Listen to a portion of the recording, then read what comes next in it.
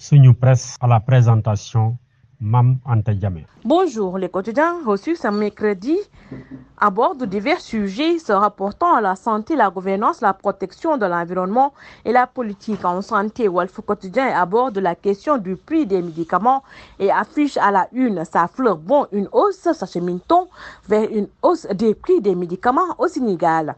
Selon Walf Quotidien, Dr Oumou Kalsoum Ndiaye Ndao a précisé qu'à l'arrêté 488-2003 qui a donné l'ordre et le modèle de calcul du prix du médicament n'a pas été encore modifié et aujourd'hui, poursuit-elle, nos grossistes privés et nos pharmaciens en souffrent énormément. Sud Quotidien interroge 12 ans d'exercice du pouvoir du président Macky Sall et parle de gouvernance malmenée.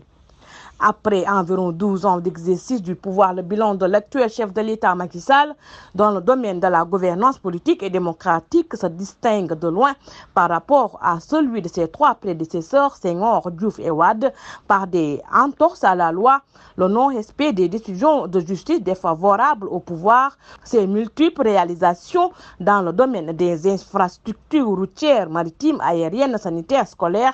Le magistère de l'actuel chef de l'État a été fortement marqué par une difficile cohabitation avec l'État. De quoi écrit le journal Sud Quotidien. L'AS fait écho des complaintes des acteurs de la pêche artisanale.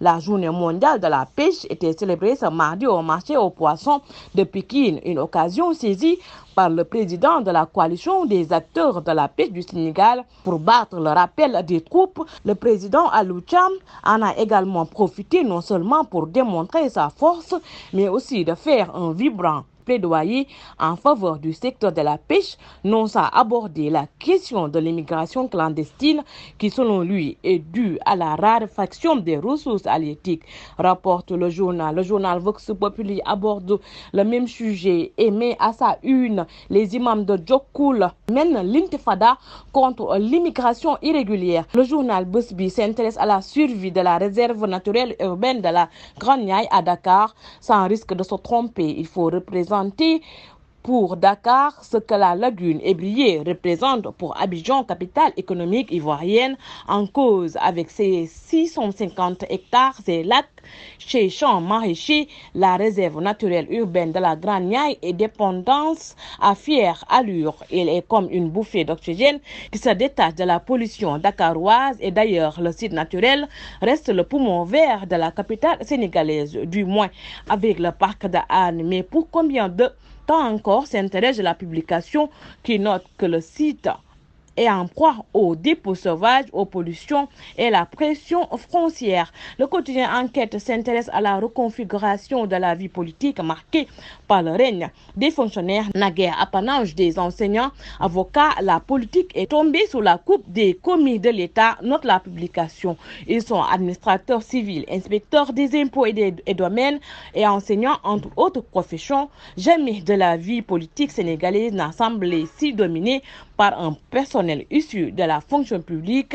Si aucune loi n'interdit à un fonctionnaire ou autres membres de l'administration publique, outre les douaniers, magistrats et les inspecteurs généraux d'État, d'avoir des activités politiques au nom de la liberté d'association, leur implication politique peut être sujette à discussion, notamment quand il s'agit de légiférer sur des aspects concernant le corps d'origine, écrit le journal Enquête.